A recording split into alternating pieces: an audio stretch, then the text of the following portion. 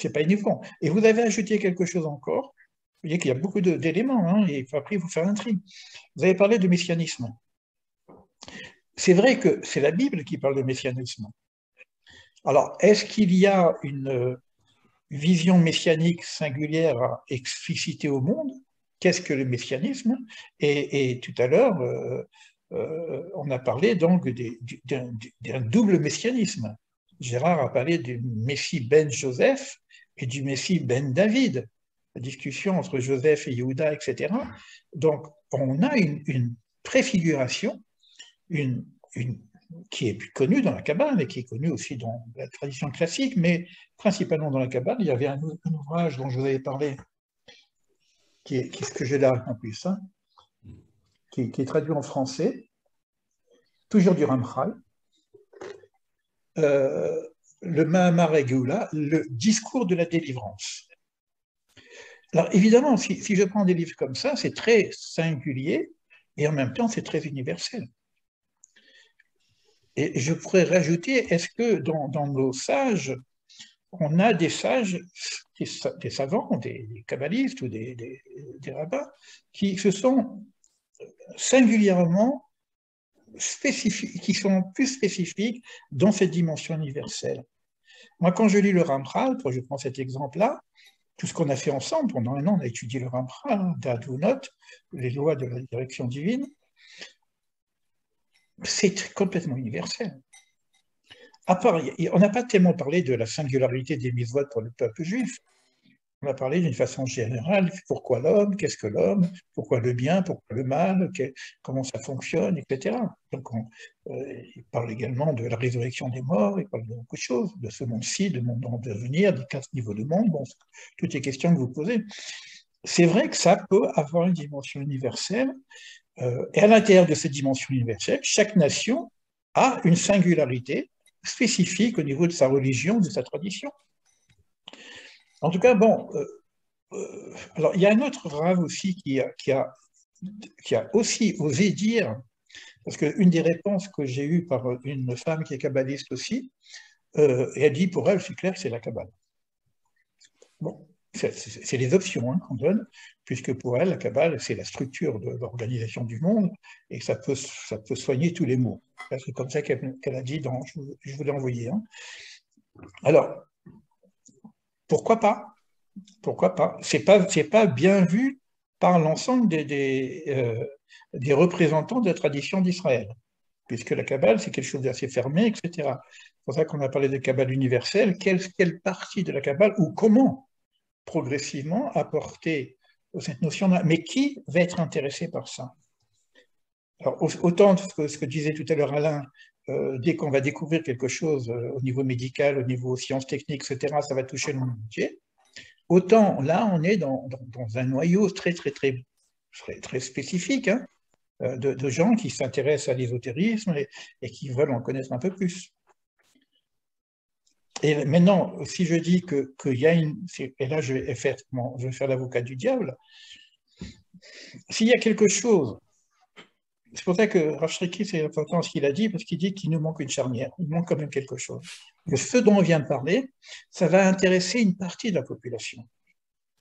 Et si on a quelque chose, alors peut-être le messianisme, je ne sais pas, si on a quelque chose à apporter, mais qui serait à l'écoute de l'ensemble des nations, prenez les Chinois, prenez les taoïstes, je ne sais même pas s'ils connaissent le mot Torah, et je ne sais pas s'ils en ont besoin ni au niveau matériel, ni au niveau spirituel, tel que nous on la présente aujourd'hui. Ils ont leur propre structure, lisez le Tao, je ne sais pas qu'est-ce qu'ils vont venir chercher chez nous. Alors, il y a quand même quelque chose, et ça c'est aussi tout nouveau, moi je l'ai vécu à mon époque, hein, que le Dalai Lama est descendu en Israël pour voir Manitou, pour parler avec lui. Le Dalai Lama, c'est le bouddhisme. Est-ce qu'ils ont besoin de quoi? Qu'est-ce qu'ils viennent chercher? Qu'est-ce que le Dalai Lama est venu chercher chez Israël pour aller voir Manitou, qui est un des représentants cet universel dont on est en train de parler ensemble? Qu'est-ce qu'il est venu chercher? De quoi ils ont parlé? L'éternité. Comment? Il est venu chercher la notion d'éternité du peuple juif. Exactement, exactement. Je ne sais pas comment tu sais ça, mais c'est ça. Il avait une inquiétude pour la survie du peuple tibétain qui a été envahi par la Chine, et il ne savait pas comment on pouvait survivre à l'exil. Parce que le peuple d'Israël, il y a aussi une énigme, c'est sa survie, qui vient depuis le début des temps et qui est toujours là, alors qu'il a subi tous les pogroms qu'on peut imaginer, toutes les tentatives d'exécution, que ce soit par la culture ou par le corps, etc. Mais il est toujours là. Il a traversé le monde. Donc il y a une notion d'éternité et de l'exil, vivre en exil, vivre en dehors de sa culture. Vivre, bon, en tout cas, c'est certainement de ça qu'ils ont parlé. Donc il cherchait à trouver des solutions pour son peuple qui partit en exil et comment ça marche, quoi. Mais je pense qu'ils ont discuté encore d'autres choses. Parce qu'il y a aussi des Par rapport notions. Élie, au, Oui. par rapport c'est au ça. taoïsme, j'avais vu que dans le tarot chinois, en fait, il y a 22 lames et que j'avais vu qu'en fait, il y a une correspondance entre les lettres hébraïques et l'énergie, enfin, ce que ça représente au niveau des 22 lames du tarot chinois. Hmm. Et j'ai vu qu'il y avait et même dans l'ordre des versets, dans l'ordre des versets du Tao, Hmm. bah, si on prend par exemple les 6 jours, enfin même les 7 jours de la Genèse, bah, je retrouve un petit peu les mêmes aspects. Par exemple, le 7e verset du Tao Hmm. qui explique voilà, que c'est le jour de la complétude du repos, de la sanctification, etc. Et ouais, il y a plein de, Alors il y a plein de- ça, c'est des choses qui ont déjà été faites. C'est parce la question, c'est qu'est-ce qu'on peut apporter aujourd'hui aux nations du Mm. monde, mais ça, c'est déjà été fait. C'est-à-dire que la tradition primordiale, quelle qu'elle soit, hein, le cas même la révélation sinaïque, a eu des échos dans le monde entier. Abraham, il est parti en Orient. Donc on va avoir des liens, ce qu'on appelle des ponts au niveau traditionnel, entre des enseignements, le déluge, etc., ce que tu viens de dire aussi, les lames du tarot, tout ça, donc avec les lettres hébraïques, vous allez avoir beaucoup, beaucoup de liens entre cette tradition première hébraïque et beaucoup d'autres traditions. Et ça, on peut faire des recherches très intéressantes, hein. Moi, j'ai décidé de ne plus le faire parce qu'il y a des conflits après qui peuvent s'écrire au niveau de qui détient la vérité, etc. Je n'ai pas envie de rentrer dans ce genre de disputation. Mais c'est vrai qu'il y a des liens. Bon, moi, je l'ai fait au début, j'ai trouvé des liens avec beaucoup, beaucoup de traditions, hein, que ce soit l'Advaita, la non-dualité, que ce soit le bouddhisme, que ce soit le taoïsme. Donc, et c'est des choses très intéressantes, vraiment. Mais ça vient nous dire en même temps, et ça, c'est une tradition d'Israël, que d'abord, Abraham a voyagé, euh, et lorsque la Torah a été donnée au Sinaï, on dit qu'elle a été donnée à 70 facettes. Alors, il y en a qui disent Shivim Panim la Torah. Il y a 70 façons. Pourquoi il y a pas 70 peuples, 70 individus qui ont été en Égypte, etc. Il y a cette notion de 70 qui correspond aussi aux 70 nations. Et Manitou nous disait que il y a eu un écho de la Torah, et en même temps qu'il y a eu révélation de la Torah, vous verrez qu'il y a le taoïsme qui apparaît, vous verrez que le bouddhisme apparaît, on a une carte géographique comme ça qui montre qu'il y a une influence de cette révélation qui a été faite dans le monde entier. Après, il y a eu des échanges, donc des partages, donc aussi bien au niveau de la philosophie qu'au niveau de, etc. Il y a les initiés se sont rencontrés. Donc, il y a des échanges comme ça, parce que c'est livres traditionnels, etc. Donc, il y a des ponts. Mais la question reste pour moi, c'est qu'est-ce que j'amène aujourd'hui? Donc, Élie, oui,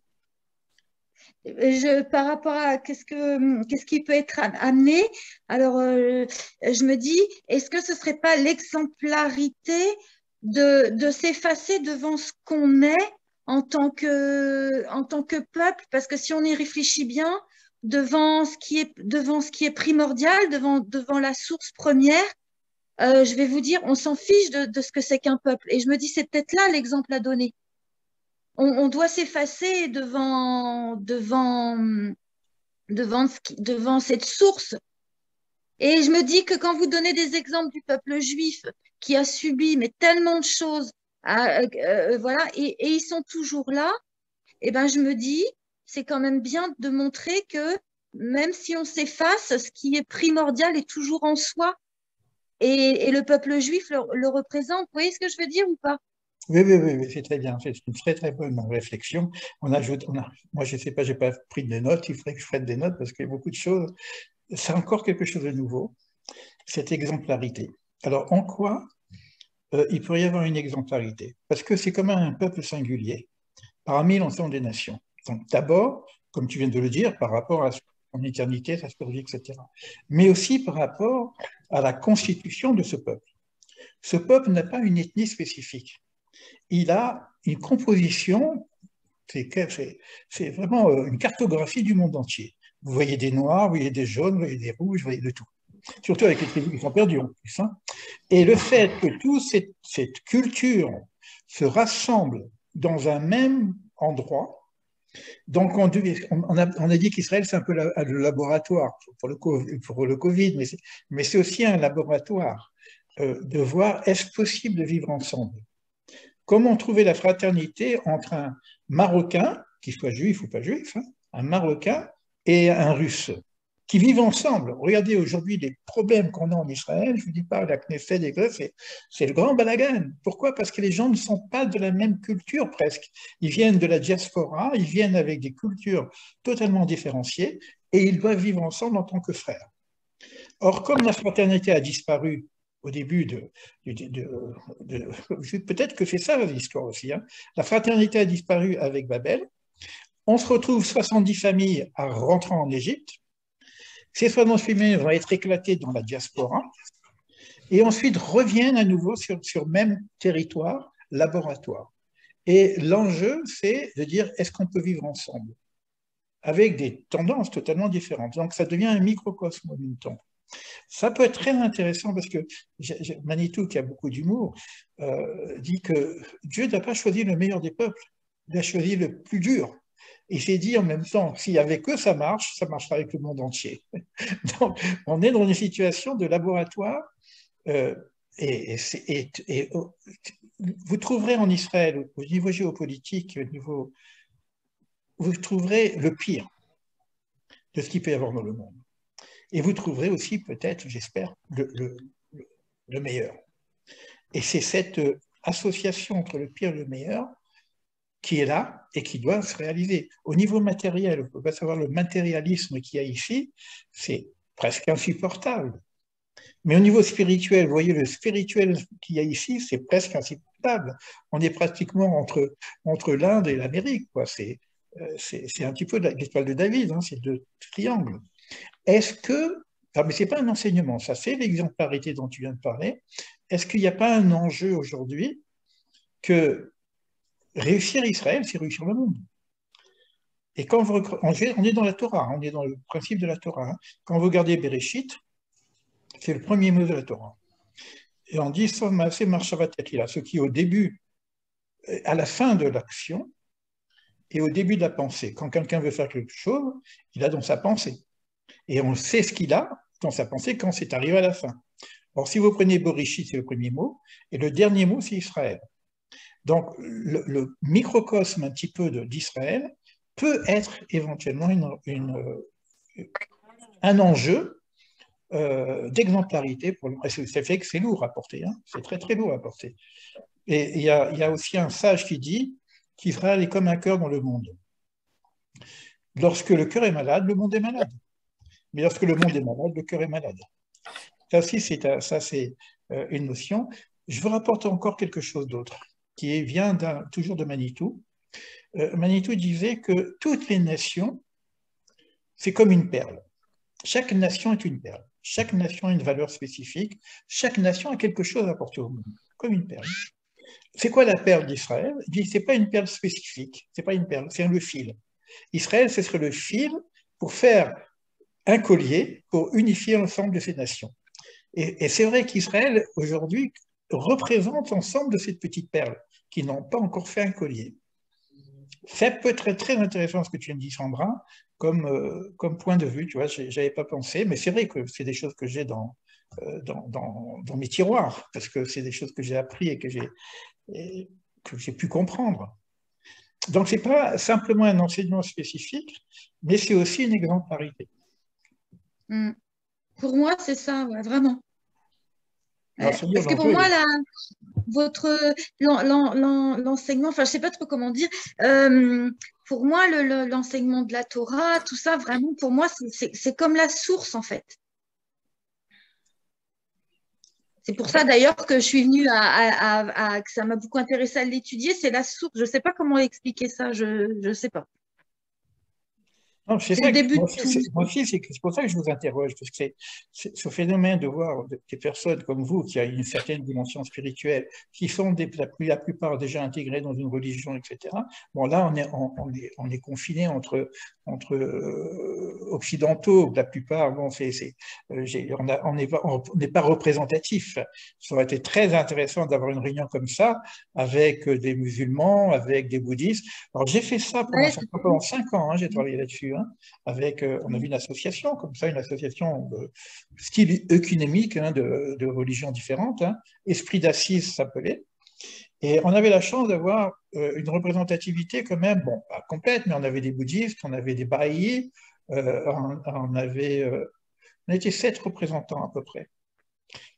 Mais comme c'était encore autour de la religion et que chaque religion se sent un petit peu au centre du monde, c'est naturel, ça fait partie. Bon, l'islam, elle pense qu'elle a quelque chose à apporter au monde. C'est quoi? C'est que le monde soit reconnaître Allah et puis voilà, et puis le monde sera guéri. Donc c'est un universalisme où tout le monde devrait rentrer dans l'islam. Le Ouais. christianisme dit à peu près la même chose. C'est pas en dehors de... Élie, Oui.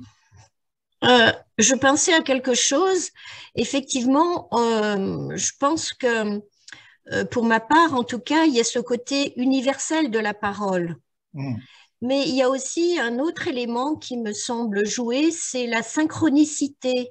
C'est comme s'il y avait un réveil universel pour, comme chacun l'a dit d'ailleurs, pour retourner aux sources.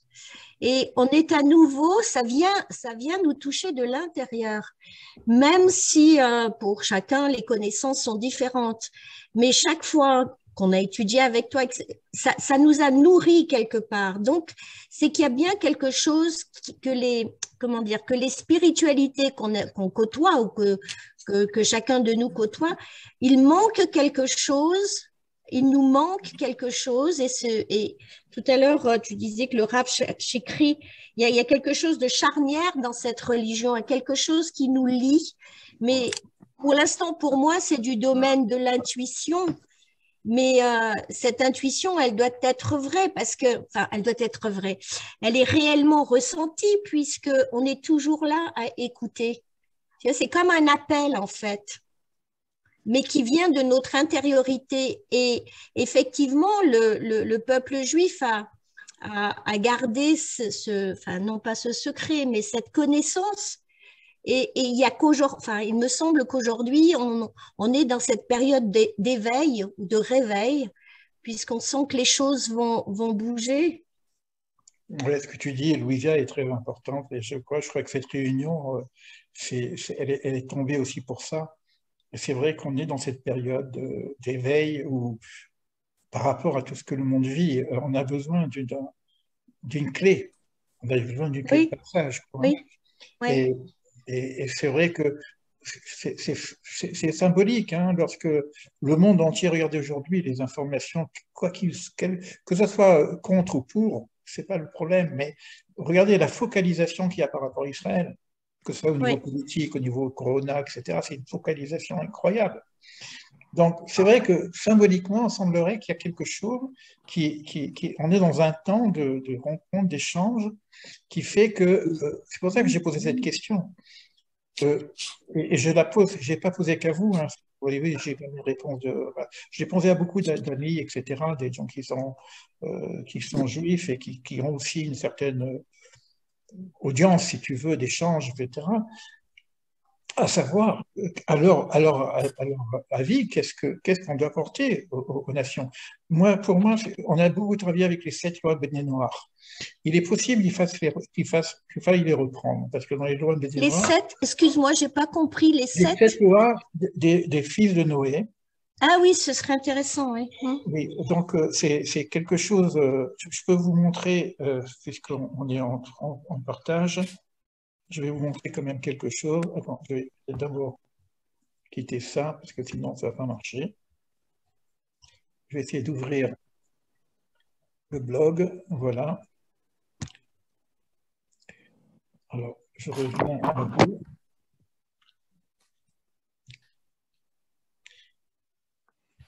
J'ai partagé un écran. Quand ce sera le moment. Voilà, partagé. Vous le voyez, donc là, c'est un blog que j'avais fait du temps où je faisais des voyages. Vous avez le voyage 2010. Il y a Fabienne qui est là, qui a voyagé avec nous. Il y a Annie Louvato qui a voyagé avec nous.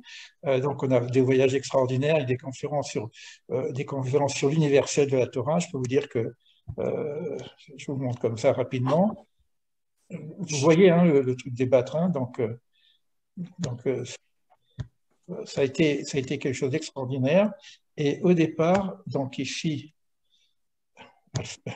Israël, je t'aime. Donc ça, c'est tout ce que j'avais organisé. Oui, encore des colloques sur la fraternité de l'international universel.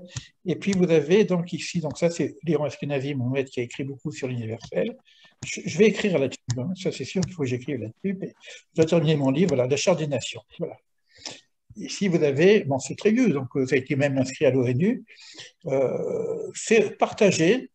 Donc, voilà, la première loi, c'est la foi à un Dieu unique. Donc, la première chose, la première notion, c'est que le monde entier, c'est pas que chacun a son Dieu, il y a un seul Dieu. Donc, ça, c'est déjà l'interdiction de l'idolâtrie, etc. Et la reconnaissance qu'il y a un principe unique qui gère le monde entier. C'est pour ça que tout à l'heure, on a parlé d'Hachem. Et c'est peut-être quelque chose aussi à développer, à faire connaître, à partager, à voir qu'est-ce que représente cette notion d'Hachem, Yod-Keh-Vav-Keh, qu'est-ce que représente ce Dieu unique. Donc après, c'est le respect vis-à-vis de ce Dieu unique, le respect de la vie humaine, des choses qui paraissent assez simples, comme les 10 commandements. Hein. Mais lorsqu'on va rentrer en détail, évidemment, il y a même les séphirotes, hein, parce qu'il y en a 7, avec les 7 séphirotes inférieures. Hein. Le respect de la propriété d'autrui, le respect de l'intégralité familiale, toutes les lois, etc. Et ça, c'est par exemple l'institution d'une justice équitable et le respect des animaux. Donc ça, c'est les 7 lois universelles qui ont été données à Noé.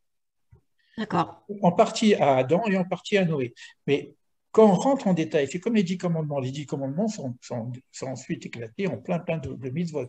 Quand on rentre en détail, il y a un Rav qui s'appelle Rav Cherki, cette fois-ci, et non pas Shriki, avec qui j'ai travaillé, qui a fait partie de ces colloques d'ailleurs, qui a été avec les colloques avec moi-même. Hein, je ne sais pas ce qu'on va le trouver certainement dans les voyages qu'on a fait ensemble.